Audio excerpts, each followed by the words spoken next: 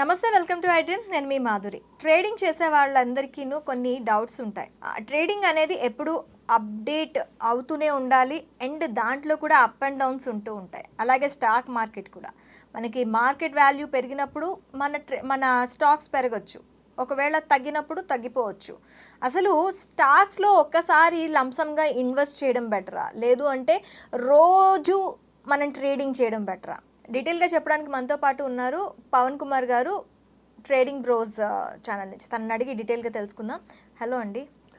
మనకి ట్రేడింగ్ అలాగే స్టాక్స్ రెండు కూడా మనం ఎక్కువగా మార్కెట్లో చూస్తూ ఉంటాం. ఒక్కసారి ఇన్వెస్ట్మెంట్ పెట్టడం బెటరా, డైలీ ట్రేడింగ్ చేయడం బెటరా? లైక్ ఈ వీడియో చూసే వాళ్ళకి కూడా ఒక్క వీడియోలో అయితే మొత్తం ఎలా చేయాలని తెలియదు, కానీ ఏది బెటర్ థింగ్ అన్నది నేను చెప్పడానికి ట్రై చేస్తాను. వై బికాజ్ నేను చెప్పిందే మీరు బేస్ చేసుకుని వెళ్ళడం అన్నది కరెక్ట్ కాదు. బట్ క్లియరెన్స్ ఏది బెటర్ అన్నది చెప్పడానికి ట్రై చేస్తాను. స్టాక్ మార్కెట్లో రెండు విధాలుగా ఉంటాయి, ఇన్వెస్ట్మెంట్ చేయడం, అదేవిధంగా డైలీ ట్రేడింగ్ చేయడం. ట్రేడింగ్ మళ్ళీ సపరేట్గా సెగ్మెంట్స్ ఉంటాయి.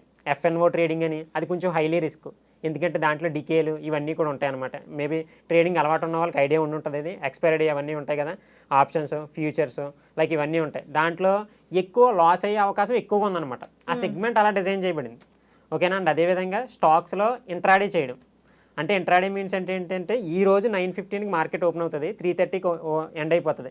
సో ఈ రోజు కాల వ్యవధిలో చేయడానికి, ఓకేనా. ఈ రోజు కాల వ్యవధిలో అంటే మార్నింగ్ మీరు ఏ టైంలో ఎంట్రీ తీసుకున్నా సరే 3:30 వరకు అది ఎగ్జిట్ అయిపోద్ది. ఓకే. అలా కాకుండా మీరు ఫండమెంటల్గా, టెక్నికల్గా ఒక స్టాక్ని చూస్ చేసుకుని, లైక్ ఫర్ ఎగ్జాంపుల్ చెప్పాలంటే రిలయన్స్ కానీ, ఎంఆర్ఎఫ్ షేర్ కానీ, లేకపోతే సంథింగ్ ఉన్నాయి కదా కంపెనీస్. సో వాటిని ఫండమెంటల్గా, టెక్నికల్గా చూసుకున్నాం అనుకోండి. ఫండమెంటల్గా అంటే ఏంటంటే, ఫండమెంటల్ అనాలిసిస్ 2 టైప్స్ ఉంటుంది madam, qualitative, quantitative.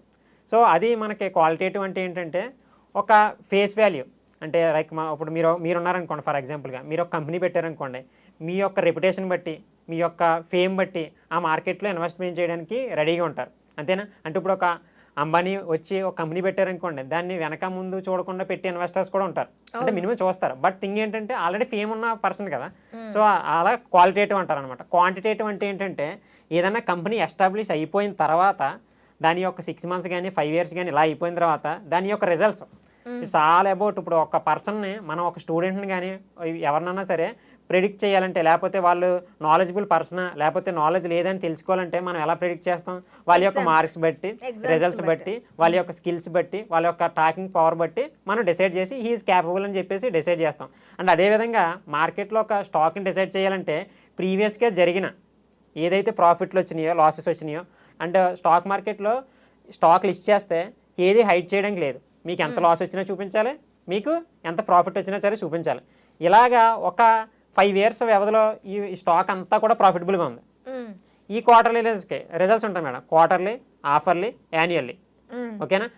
Like 3 monthsకి, 6 monthsకి, yearly మనకి ప్రాఫిట్ అండ్ లాసెస్ వస్తుంది, బ్యాలెన్స్ షీట్లు వస్తాయి. వాటిని చెక్ చేస్తే అది సక్సెస్ఫుల్గా ఉందా లేదా అర్థమవుతుంది మనకి, ఓకేనా. అదే విధంగా అంటే దాని 5 years లో ఉండే quarterly and half yearly plans అనే ఇది ఎలా ఉన్నాయి, బ్యాలెన్స్ షీట్స్ అనేవి మనం ఖచ్చితంగా చెక్ చేసుకోవాలి. అవి చెక్ చేసుకోకపోతే మీరు ఎందుకు పెడుతున్నారో మీకు తెలియనట్టే. అలా తెలియకుండా పెడుతున్నారంటే మీరు 100% కూడా డిసైడ్ అయిపోండి, మీ మనీ పోతున్నట్టే. తెలియకుండా పెడుతున్నామంటే మన తప్పే కదా, స్టార్ట్ అయిపోయింది కదా మిస్టేక్. అండ్ అగైన్ ఇంకేముంటాయంటే ఫీల్డ్ కేటగిరీస్ ఉంటాయి.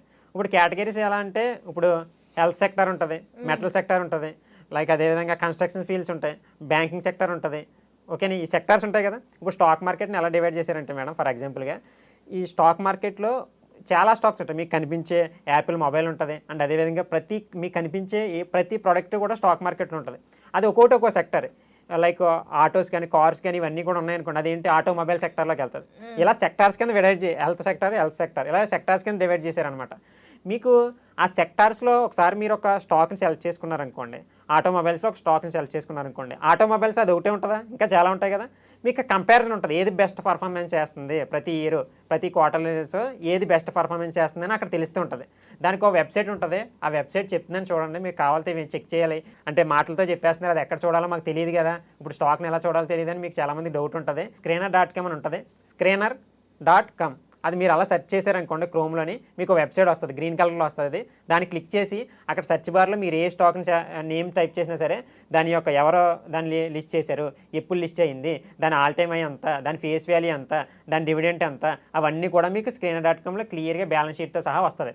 దాని ద్వారా మనం ఆ స్టాక్ని మనం ఐడెంటిఫై చేసుకుని అలాంటి స్టాక్స్లో పెట్టేసామనుకోండి మనీ. సో అలాంటి ఎలాగ గ్రోత్ అవుతుంటాయి కాబట్టి ఇప్పుడు మీరు ఫర్ ఎగ్జాంపుల్గా నేను అంబానీ అని చెప్తున్నాను కాబట్టి ఫర్ ఎగ్జాంపుల్గా చెప్తున్నాను నేను, అది కొనండి ఇది కొనండి అని కాదు. ప్రీవియస్గా ఉన్న స్టాక్స్ ఉంటాయి రిలయన్స్ ఇవన్నీ కూడా స్టార్టింగ్లో ఎంత ఉంది, 100 రూపీస్ 200 రూపీస్ అలా ఉంది. ఇప్పుడు ఎంత ఉన్నాయి, థౌజండ్స్లో ఉన్నాయి. అది గ్రో అవుతూనే ఉంటుంది, కంట్రీ గ్రో అవుతుంటే అవి కూడా గ్రో అవుతూనే ఉంటాయి. ఇప్పుడు 2023లో చూసిన చాలా స్టాక్సే ఇప్పుడు డబల్ అయిపోయాయి. ఎందుకంటే India is growing country, update అవుతున్న కంట్రీ. సో దట్స్ వే అది వెళ్తూ ఉంటుంది. ఇక్కడ ట్రేడింగ్ చేయాలి అన్న పాయింట్ ఆఫ్ వ్యూ, నేను ఇన్వెస్ట్మెంట్ గురించి ఆల్రెడీ చెప్పాను. ఇలా చేస్తే కానీ మీకు ఇన్వెస్ట్మెంట్ బాగా చేయగలరు ఫండమెంటల్గా చేసి.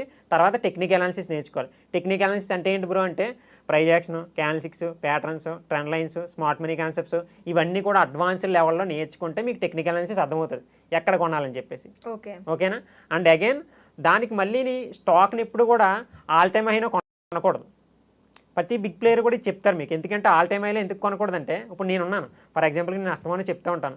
నేను ఇప్పుడు రన్ చేసుకుంటూ వచ్చి రూఫ్ నెల టచ్ చేసి మళ్ళీ కింద ప్లేస్ అయ్యాను అనుకోండి, మళ్ళీ నేను ట్రై చేస్తే ఆల్రెడీ టచ్ అయ్యాను కాబట్టి నేను టచ్ చేయగలను మళ్ళీ, అంతే కదా, నా కెపాసిటీ అక్కడ దాకా ఉంది. ఇప్పుడు ఒక స్టాక్ 100 రూపీస్ ఉండేది 500 రూపీస్కి వెళ్ళింది. ఓకేనా? ఫండమెంటల్గా బాగుంది, బ్యాలెన్స్ షీట్ బాగుంది, మళ్ళీ ఎవ్రీ క్వార్టర్లీస్ కూడా మంచి రిజల్ట్స్ పోస్ట్ చేస్తుంది. 500 crores ప్రాఫిట్ తీసుకొస్తుంది ప్రతి క్వార్టర్లీస్కి. ఇప్పుడు 500 టచ్ అయిన స్టాక్ మళ్ళీ కొంచెం కరెక్ట్ అయ్యి ఒక 300కి వచ్చింది అనుకోండి, మళ్ళీ అది పైకి వెళ్తుంది. దాని టార్గెట్ ఎప్పుడు ఎక్కడ అవుతుంది, ఇప్పుడు 500కి ఆల్రెడీ టచ్ చేసిన ఏరియా కదా అది. అంటే ఆ స్టాక్ కెపాసిటీ ఉంది కదా, అక్కడికి దాకా వెళ్ళి కెపాసిటీ ఉంది. ఇది ఎందుకు పడింది, మార్కెట్లో ఒక్కోసారి రిసెషన్ జరగడం కానీ, జాబ్ క్లైమ్స్ డేటా కొంచెం మార్కెట్ ఫాలో అవుతూ ఉంటుంది ఒక్కోసారి. అలాంటప్పుడు ఎవ్రీ స్టాక్ కూడా ఫాలో అవుతుంది. సో ఇలా ఫాలో అయినప్పుడు మనకి ఆ డిప్లో కొన్నాం అనుకోండి, బై ద డిప్ అంటారు. స్టాక్ని ఎప్పుడు కూడా ఆల్ టైమ్ అయిన దగ్గర కొనకూడదు.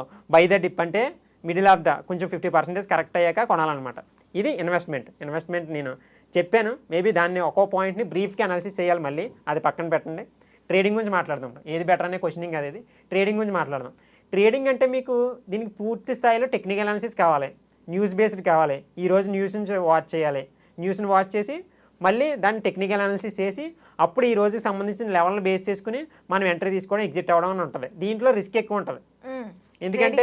ఎందుకంటే ఒక స్టాకు నేను ఆల్రెడీ చెప్పాను 1 year 5 yearsకి ఫండమెంటల్గా టెక్నికల్గా బాగున్న స్టాకు ఆటోమేటిక్గా పైకి వెళ్తూ ఉంటుంది స్లోగా. బట్ ఈ మధ్యలో మార్గంలో కిందకి ఫ్లక్చువేషన్ వెళ్తుంది. ఎప్పుడు కూడా స్టాక్ అన్నా ఇండెక్స్ అన్నా ఏది కూడా ఇలా వెళ్ళిపోదు. దీన్ని వైకప్ థియరీ అంటారు, లేకపోతే విన్న వాళ్ళకి ఐడియా ఉండి ఉంటుంది. 100 points రైజ్ అవుతుంది, 50 points కరెక్ట్ అవుతుంది. ఇంపల్సివ్ కరెక్టివ్ ఇది ఫార్ములా అనమాట. సో అలా వెళ్తుంటుంది. ఈ మధ్య భాగంలో మనం ట్రేడ్ చేయడం వల్ల అది రివర్సల్లో లేదో తెలియకపోవడం వల్ల technical analysis lack of knowledge వలన ఫెయిల్ అయ్యే అవకాశం ఎక్కువగా ఉందన్నమాట. ఇన్వెస్టింగ్లో కొంచెం సేఫ్ గేమ్ ఆడొచ్చు, కొంచెం ఇది రిస్కీ ఉంటుంది. బట్ నాలెడ్జ్ ఉన్న వాళ్ళు ఇది కూడా చేయొచ్చు అనమాట. ఈ విధంగా మనం ఎవరికి ఫ్రీ టైం ఉందో వాళ్ళు ట్రేడింగ్ చేసుకోవచ్చు బాగా నేర్చుకుని. ఎవరికైతే ఫ్రీ టైం లేదో ఫండమెంటల్ అనాలిసిస్ని ఒకసారి నేర్చుకుని పూర్తి స్థాయిలో తెలుసుకుని ఎవరో చెప్పింది చేయకండి. ఇప్పుడు నేను ఒక స్టాక్ చెప్పాను అనుకోండి, దాంట్లో డైరెక్ట్గా మీరు వెళ్ళి బ్లైండ్గా ఇన్వెస్ట్ చేస్తున్నారనుకోండి, అది మీ తప్పే. ఇప్పుడు ఎగ్జాంపుల్ నాకు తెలిసిన బిట్టు నేను పెట్టుకుంటాను, అది మీకు చెప్పాను, అది యాక్చువల్లీ రాంగ్. నేను అనుకున్న ఒపీనియన్ నాది, మీ ఒపీనియన్ మీది, నా ఒపీనియన్ నాది. రూల్స్ ఉన్నాయి కాబట్టి ఆ రూల్స్ని ఫాలో అయ్యి చెక్ చేస్తే మీకు ప్రాపర్ నాలెడ్జ్ అనేది వస్తుంది అనమాట. ఈ విధంగా మనకి డిఫరెన్సెస్ చూసుకోవచ్చు. ఓకే పవన్ గారు, థ్యాంక్ యూ వెరీ మచ్.